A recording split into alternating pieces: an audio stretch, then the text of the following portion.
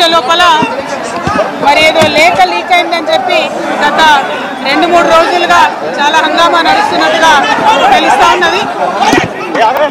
మరి ఈ సందర్భంగా నేను చెప్పదలుచుకున్నది ఒకటే, 2 వారాల క్రితం నేను గౌరవనీయులు పెద్దలు కేసీఆర్ గారికి ఒక లేఖ రాయడం జరిగింది.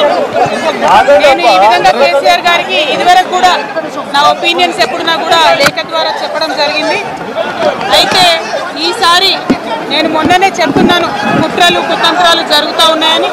నేను చెప్పిన కొద్ది రోజుల్లోనే మరి నేను అంతర్గతంగా కేసీఆర్ గారికి రాసిన ఉత్తరం బహిర్గతం కావడం అన్నది, ఇది మరి ఏం జరుగుతుందో అన్నది పార్టీలో ఉన్నటువంటి మనందరం, తెలంగాణ ప్రజలందరూ కూడా ఆలోచించాల్సినటువంటి విషయం.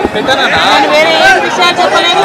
నేను కేవలం పార్టీలో అన్ని స్థాయిలో అనుకుంటున్నటువంటి విషయాలు, దాదాపు సగం తెలంగాణ నేను ఈ సందర్భంగా ఈ మధ్యలో టూర్ చేసినటువంటి సందర్భంలో తెలంగాణ ప్రజలు అనుకుంటున్నటువంటి విషయాలు మాత్రమే నేను పెద్ద ఎత్తున చెప్పడం జరిగింది తప్పితే నా పర్సనల్ ఎజెండా ఏమీ లేదు. నాకు వ్యక్తిగతంగా ఎవరి మీద ద్వేషం లేదు, ఎవరి మీద ప్రేమ లేదు. కానీ నేను రాసినటువంటి లేఖ చాలా అంతర్గతంగా పార్టీలో మా నాయకుడికి రాసినటువంటిది. అటువంటిది బహిర్గతమైందంటే మరి దాని వెనుక ఉన్నది ఎవరు అన్నటువంటిది